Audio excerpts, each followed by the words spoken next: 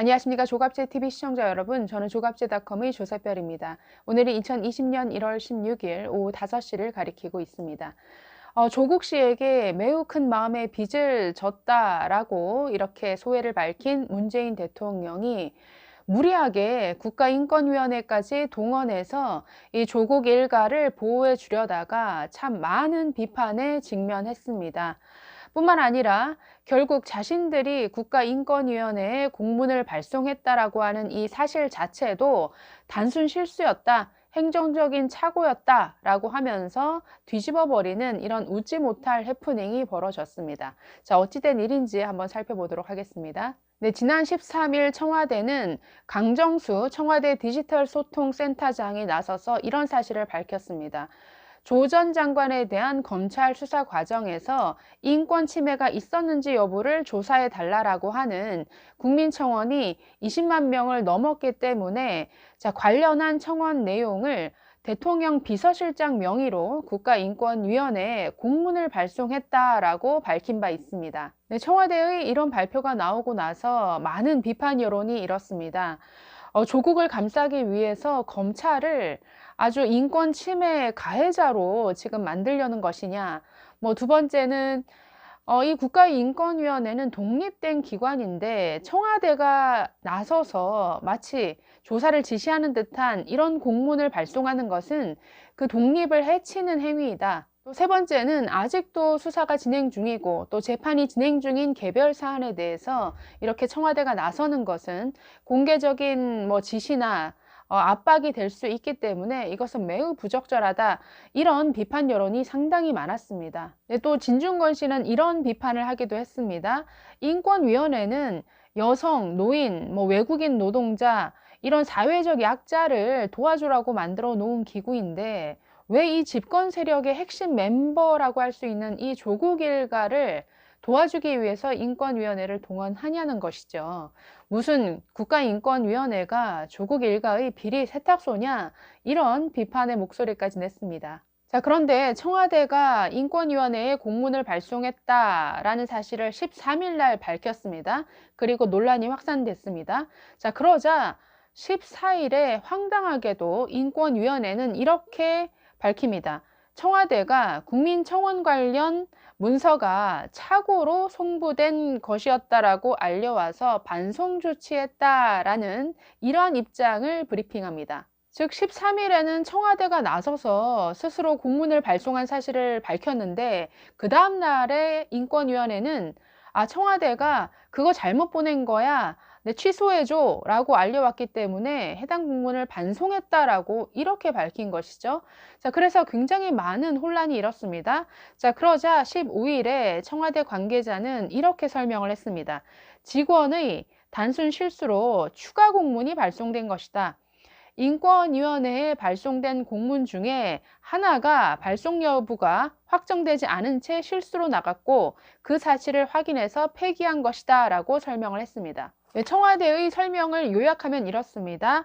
자, 7일에 인권위원회에 협조 공문을 보냅니다. 어떤 내용이냐면 청와대에 이런 청원이 올라왔는데 여기에 대해서 답변을 해줄 수 있느냐라는 이런 협조 공문을 인권위원회에 보냈다라는 것이죠. 네, 이에 대해서 인권위원회는 당일 유선상으로 매우 원론적인 답변을 했다고 합니다.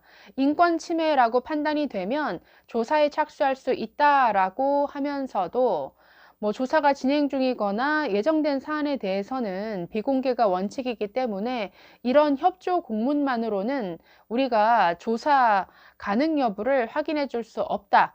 자, 그러면서 이런 협조 공문이 아니라 청원 내용을 우리에게 이첩해 주면 조사가 가능한지 여부를 알려주겠다. 이런 식의 답변을 했다라는 것이죠. 자, 그런데 청와대의 설명은 이렇습니다. 인권위원회로부터 이런 답변을 듣고 나서 처음 보낸 협조 공문 외에 추가로 사건을 이첩하는 내용의 공문을 만들어 놨는데 이 공문을 국가인권위원회에 보낼지 말지는 내부적으로 확정되지 않았다라는 것이죠. 그런데 확정되지 않은 상태에서 미리 만들어 놓은 이 이첩 공문이 인권위원회에 나가게 된 것이다. 지금 이런 설명입니다. 자, 그래서 청와대는 두 번째로 잘못 나간 이 이첩 공문에 대해서 철회해 달라고 인권위에 설명을 했고, 이에 대해서 인권위원회도 동의했다라고 밝혔습니다.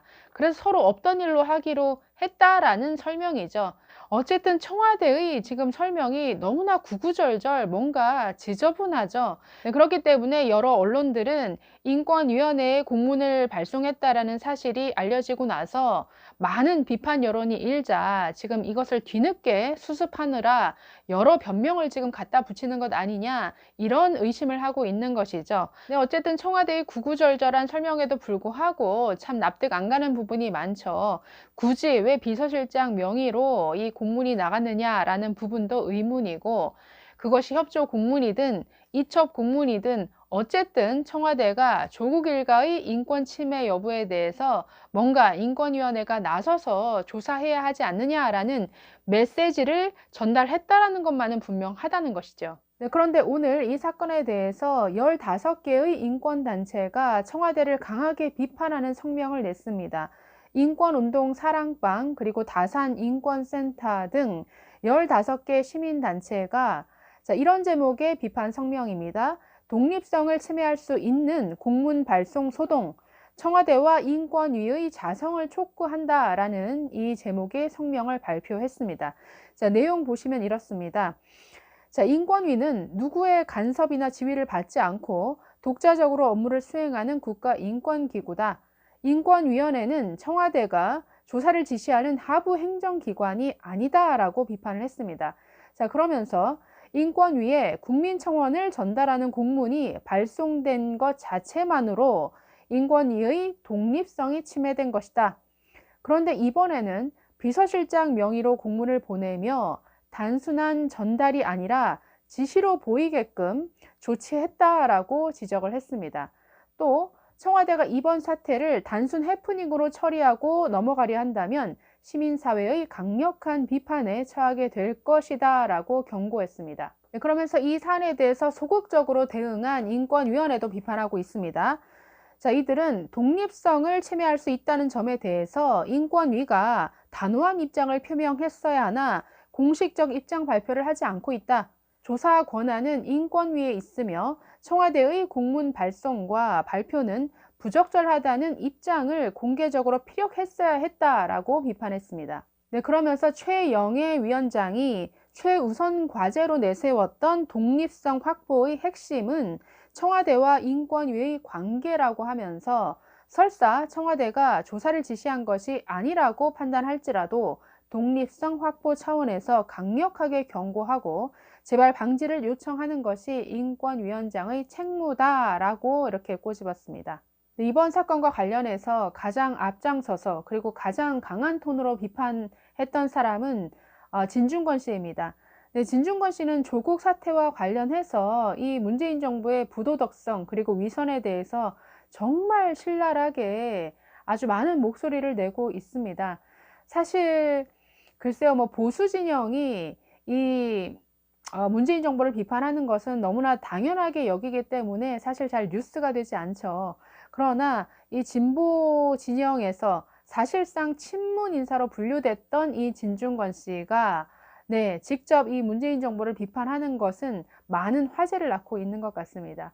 지금 이 사건과 관련해서도 네, 많은 목소리를 냈고 또 여러 언론에 보도되고 있는데 이 내용이 참 촌철살인입니다.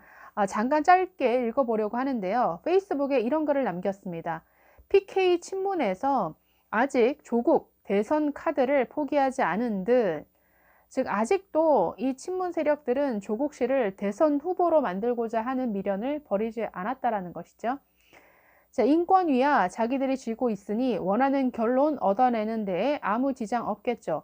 사실 조국 가족은 대한민국 역사에서 비리로 수사받은 그 어떤 피의자보다 특권적 대우를 받았습니다.